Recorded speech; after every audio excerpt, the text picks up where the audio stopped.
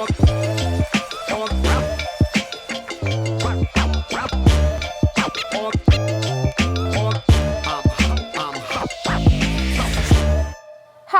it? Otherwise you well? How's it, Jason? Otherwise you well? How's it? Otherwise I'm very well, thanks. Hey? How's you? What's happening? Listen, life is happening at full speed and full tilt, but in the right way, thank goodness. Yeah, so this is not a super high energy. This is not a super low energy. This is just your energy, wherever you're at. Just the energy. Yeah, this is not like a try too hard situation. This is not a present-y thing. This is just like, I want to know who you are. And I know that you know who you are. I want to show people how we get to who you are. I like that. Interestingly, I think I feel like I learn more about who I am every day. Yeah. You know, every day I've got to accept something new about myself, which is this crazy reality where you kind of stop expecting yourself to be perfect and just expect yourself to be yourself. But the thing is, what is yourself? That's the thing. So like we've amassed life experience where, adults. There's people that are a little bit younger than us that haven't had just the days on the planet to like figure that shit out. And also, you're an incredibly courageous person. So what makes people great, what takes person from here to great is the ability to look at yourself and go, I'm going to take that L. Let me push forward. How's about the ability to know how big a L you can take? Perfect. Because I think like I'm just imagining 25-year-old Jason. If 25-year-old Jason watched that intro, 25-year-old Jason would have said, I absolutely know myself. And then I'd like to say to 25-year-old Jason, you know nothing. You know absolutely nothing. Like life hasn't even started happening to you yet. You think life has happened to you. Life has been holding back, my friend, on both aspects, good and bad. Yes. You can't imagine what's coming. That's what I would say to 25-year-old Jason. Because 25-year-old Jason was arrogant, thought he knew everything, thought there was nothing anybody could teach him. Had more words than common sense, I think. Highly relatable content. Highly relatable content. Okay, so this is what we're going to do. We're going to spin this Wheel of Fortune, right? Yeah. We're going to spin the Wheel of Fortune and we are going to land on a personality test, okay? So there's different types. There's Enneagrams. Do you know anything about Enneagrams? No. Do you know anything about... you know that you can tell someone's personality by their handwriting? Apparently there are people that can do that, yeah. Yes. Yeah. There's fucking palm reading. There's Chinese astrology. What star sign are you? Scorpio. Oh, The best one. shall we spin the wheel of Can I not spin it? Yeah, You spin it. No, okay, spin it. I'm stopping it. Okay. And I want to spin it this way because it's my lucky one. Okay. Yeah, that's a good spin. That's a good spin. Oh, you like spinning. MBTI. Do you know what that is? No. The Myers-Briggs Type Indicator is it's a personality test developed by these people, Myers and Briggs. Yeah. I'm obsessed with personality tests. I've done Enneagram. I've done like the human design. Jordan Peterson just released a personality test. And let's see what yours comes to. Okay, so I have a fuck ton of questions here, but they're just one-liners. The other ones I've done with people, the questions are so long. This is the exact one for you. Okay?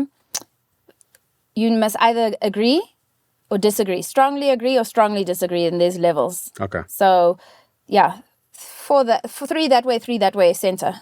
Okay. You often make a backup plan for a backup plan. Jason's got plan Z, hey? Anyway.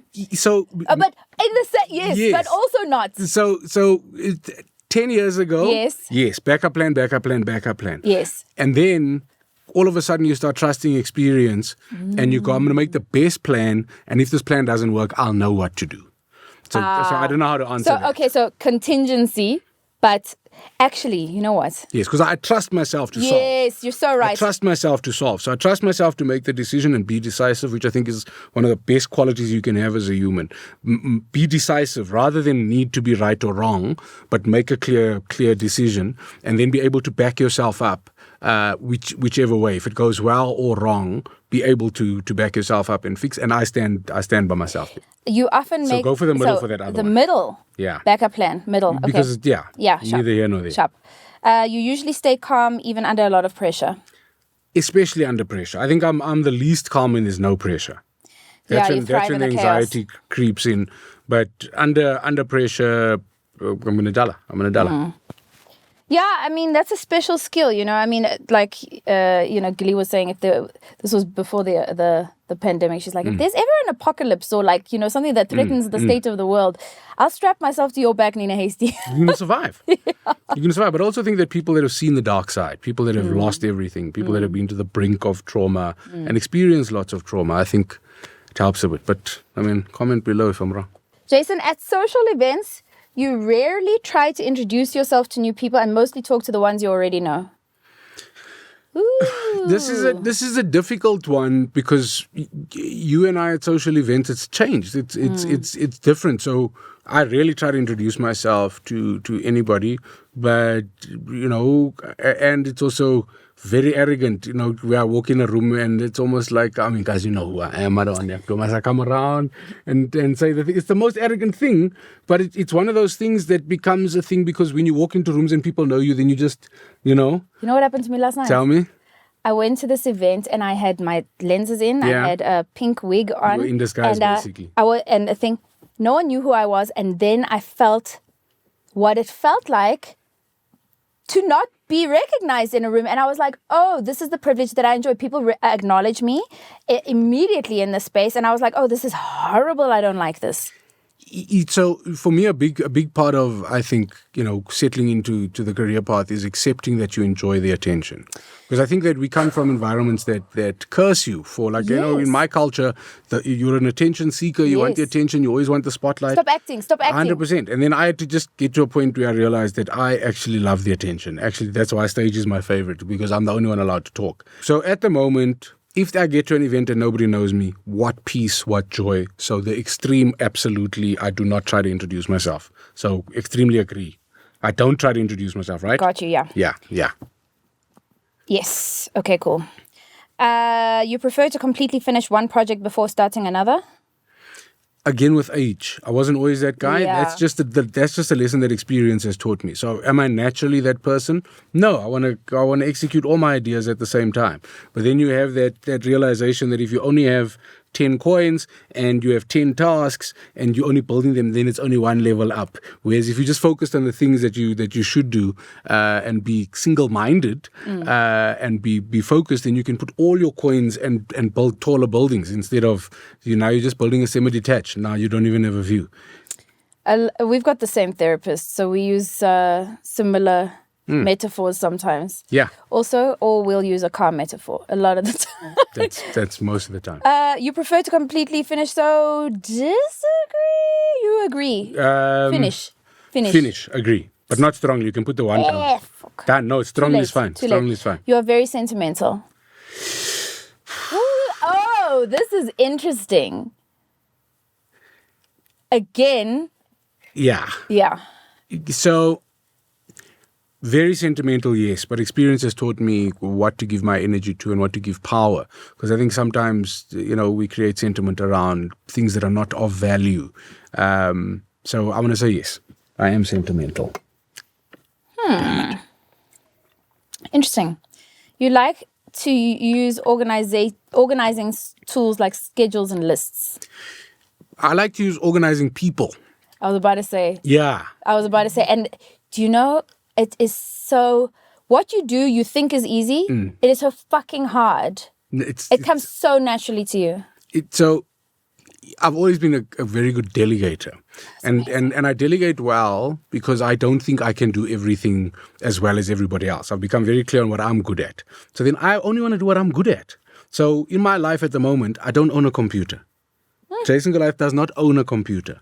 My people own computers. I've bought many computers in my life, but I don't own a computer. So for me, admin-wise, if it can't be done on my phone, this is outside of my realm of administration. In fact, even if it can. So don't email me and expect a reply. Don't text me. Because they are people. So I have great systems. I believe in systems. I believe in structure. But personally, I'm a mess. That's why I have all the structure. So personally, I don't want to be completing a diary. I don't want to have a spreadsheet about life. But those things are crucial and essential to make sure that you're doing the things that you need to do and be able to, not drop any of the balls. Because our lives are crazy. The schedule is hectic. And if I don't have a perfect kind of, process to make sure those things happen, then you end up dropping balls. So personally, no. But from 3 months into stand-up comedy, I started spending a lot of money on a back office. And for years, people couldn't understand why I have such an expensive back office. Why do you pay so many people to make sure that the stuff is done? But that's because I know I'm not good at organizing. Like, I'll never forget my mother fluking me going, "You live alone. You do not need a full-time helper." And then me going, "Of course I bloody need a full-time. But my wardrobe is color-coded. No, of course I need a full-time. No. I can't. And I make, nonsense excuses where I go, no, it's about maths. I know my hourly rate. So if I've got to do the dishes, do you understand how expensive that exercise is? Me standing in front of the sink for an hour. You know what I mean? It makes no sense on my spreadsheet. So I have somebody to do that. You know what I mean? Because it makes more sense for me to pay somebody whatever they want to charge to wash the dishes instead of doing it myself. Okay, so... This is not going well for me publicly. I can feel Twitter. Continue. No, cuck, man. Not at all. Do you know how helpful that is? You like to use organizing tools like schedules and lists. I'm going to go with I'm going to go with... I'm going to put it in the middle. I'm going to say absolutely. Absolutely. And I'm only going to say absolutely because if you're not doing it, you're going to fail. So just because I'm not doing it myself doesn't mean I'm not doing it. Yes. To get me, Correct. You didn't talk to me, you spoke to a system that works and I'm here. So that's why I think we can go absolutely. Yeah. Okay. You're more inclined to follow your head than your heart. Oof. Tricky. Can I say something? Your overarching compassion for the thing, because you have such big thinking, you can use your head to solve for the bigger heart. Yes. So I lead with the heart to establish interest and I vet with the head to establish action. This is a man who doesn't read books. Yeah. Imagine. You write the fucking book. I must. That's the name actually, of the book. We must actually just... Your happiness comes more from helping others accomplish than your own accomplishments. This is also a tricky thing. You ran a comedy club for other comedians. You built a comedy agency for you and other comedians. A big part of my happiness comes from helping. And I think that I hate that we're educated that we're not supposed to indulge ourselves in the feeling you get from doing good. Because I think that a lot more people would do good if they were comfortable with that little reward that comes from it and to just make more people do good. So I'm very, very, very conscious of that feeling. But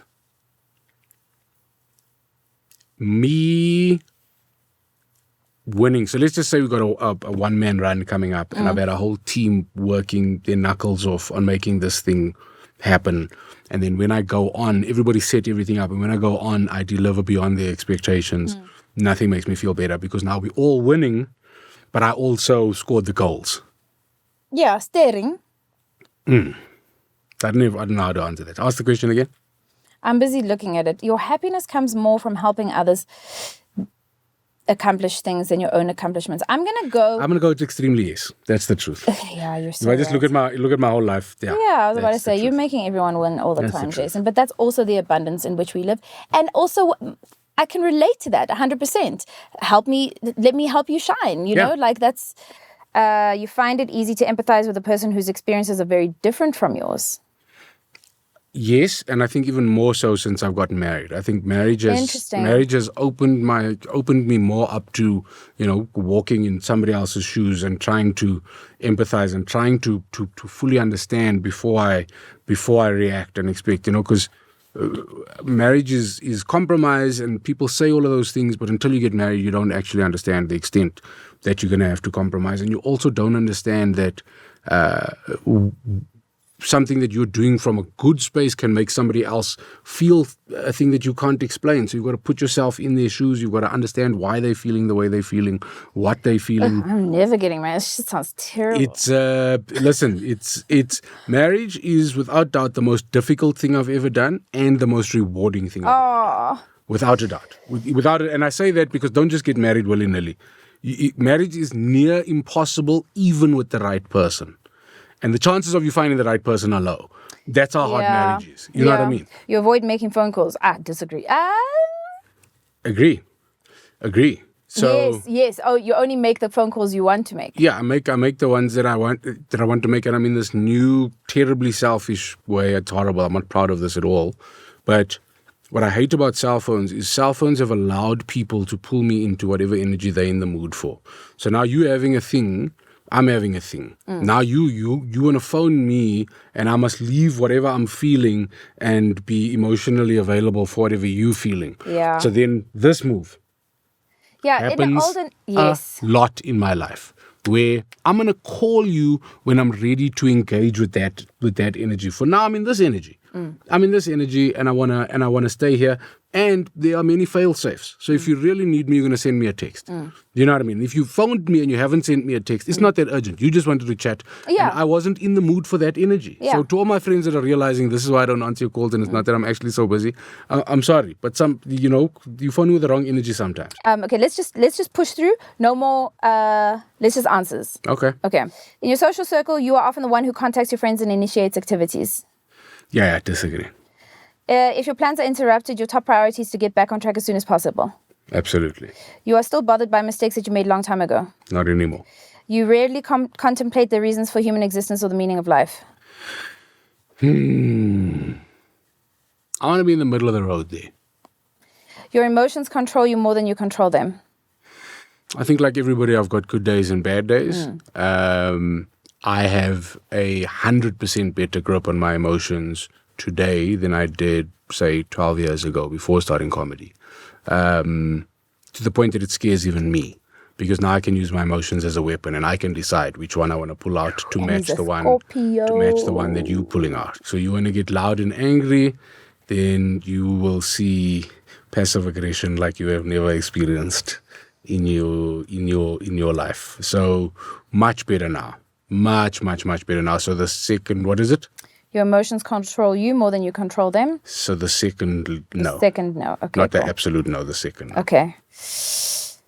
Yeah, you're a great friend and a terrible enemy. Amen and amen. Yeah, and same. Yeah. You know? I'll be the best person you ever met, but also I will eat your family. You won't like me when I'm angry.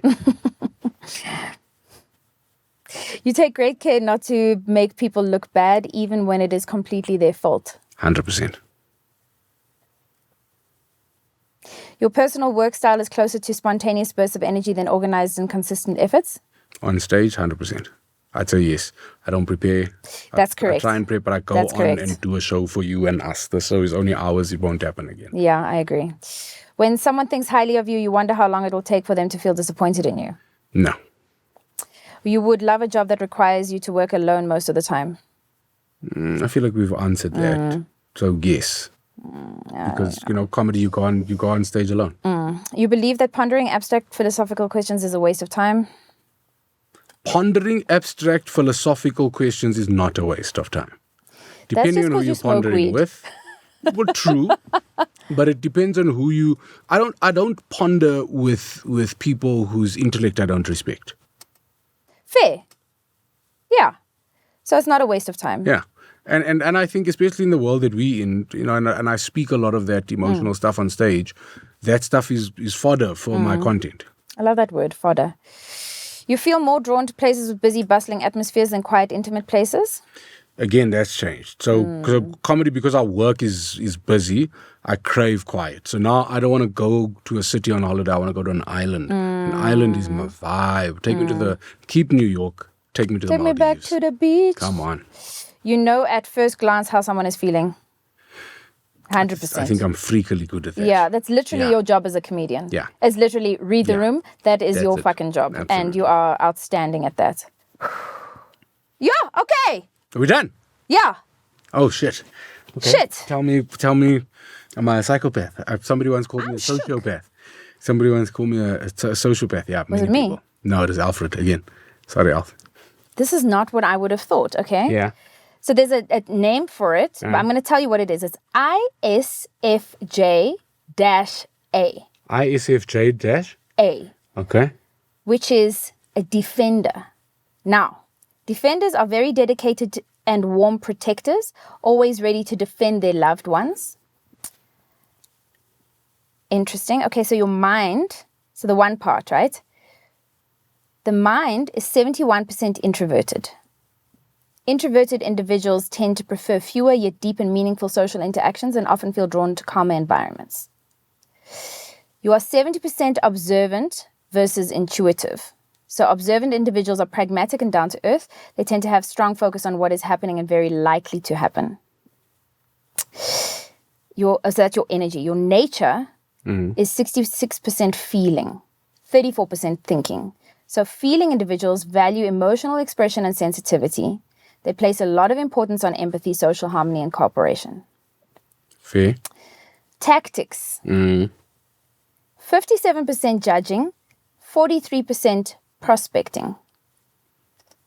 So judging individuals are decisive, thorough, and highly organized. They value clarity, predictability, and closure, preferring structure and planning to spontaneity. I don't play if I'm not going to win.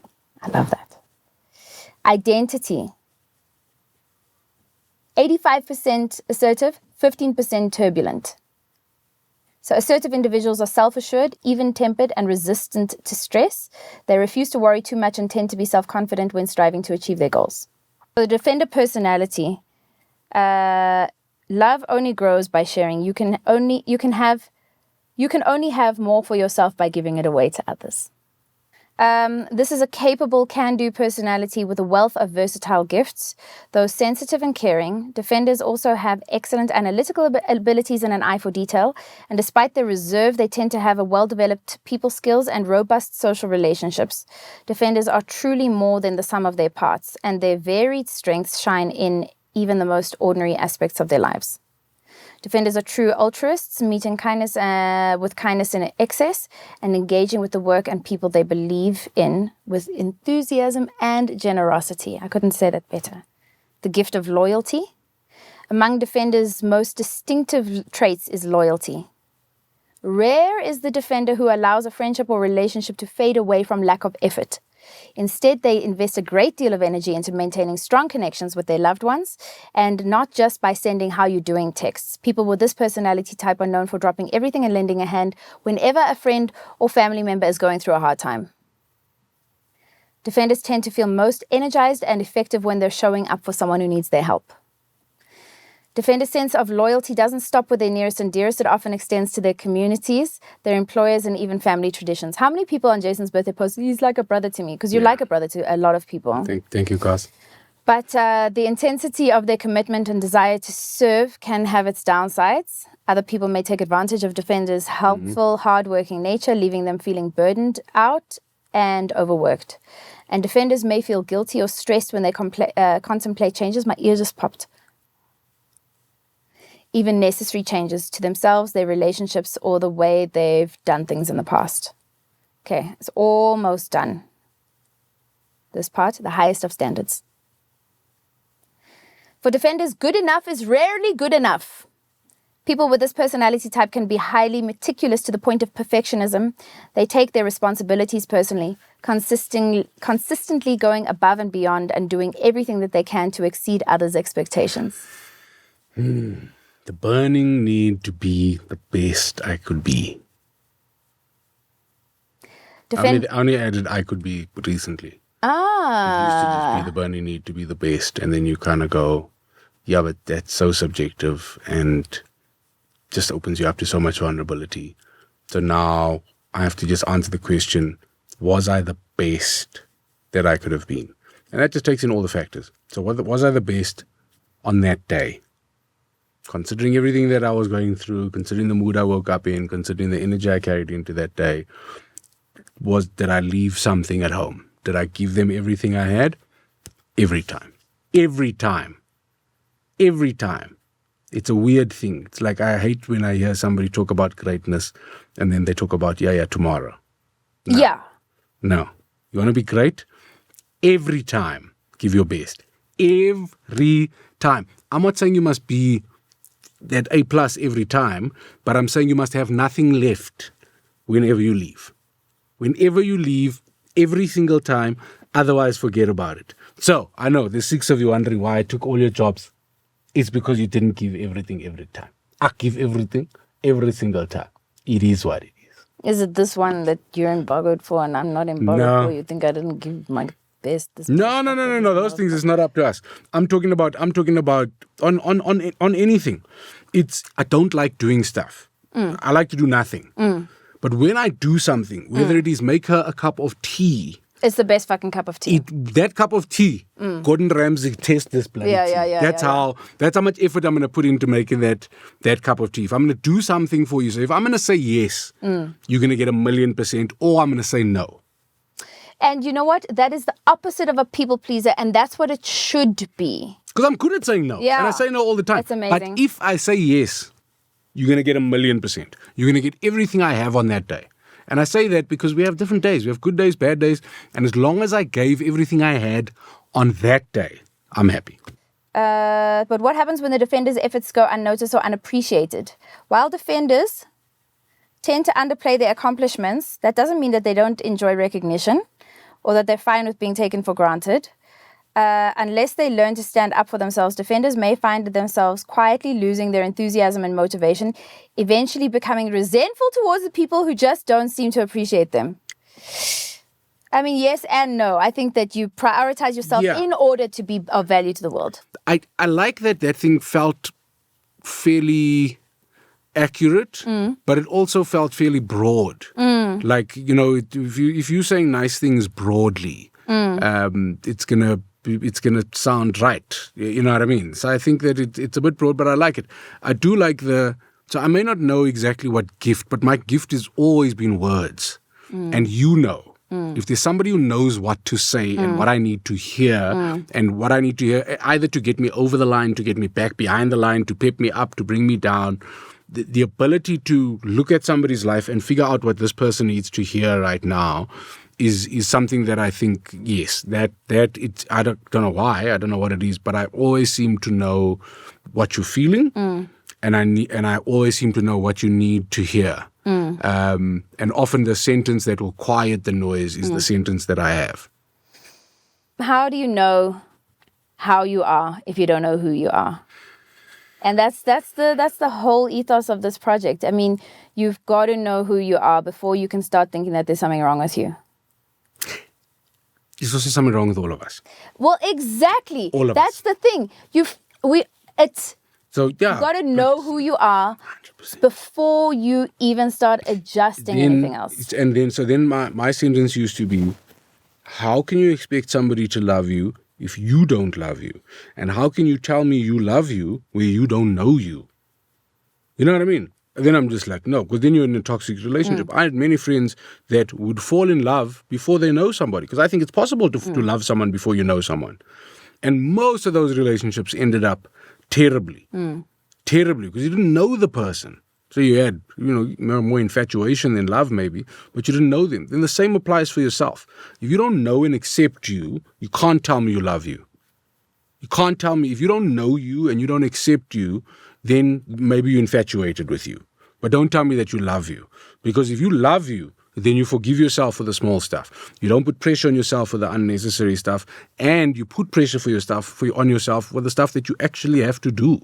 It's a weird thing. Then, if you don't love you, don't expect anybody else to love you. But once you love you, it's like the frog becomes the prince. It's a weird... The second you love you, there is nothing that will make you more attractive to your person than you loving you.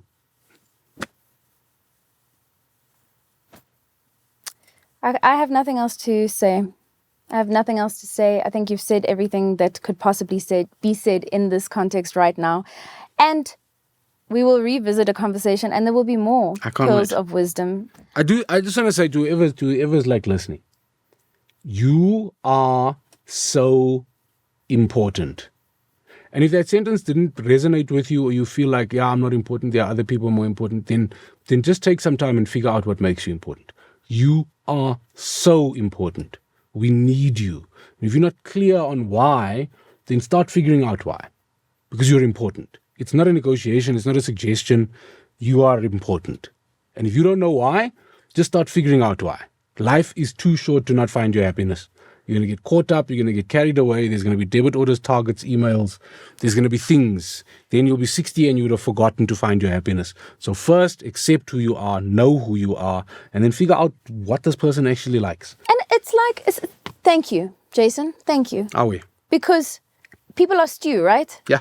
You know, some people are potatoes, some people are meat, some people are spice, some people are the water, some people are whatever, onions, whatever. You don't have to be the meat. You don't have to be the potatoes. You don't have...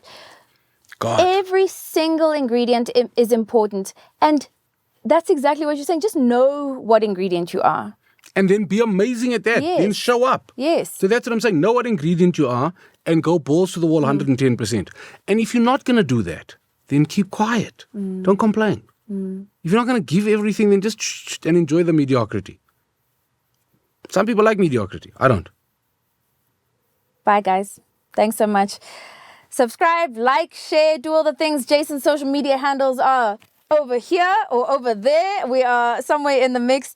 If you are also the same personality type as Jason, let us know in the comments. If there's someone else that you think you'd like to know, who are they? Who is the celebrity you'd like to know? Like what personality type they are? South African celebrity. South African personality that I'd like to know what type of... You know, there are so many. And I think that they are ever changing, and I'm fascinated by so many. And I'm fluffing because I can't think of a single name. I'm just waffling now. Leanne Manus, thank you very much. Ladies and gentlemen, this has been Otherwise You Well. My name is Nina Hastie, and that's Jason Goliath. Leanne Manus. Good answer.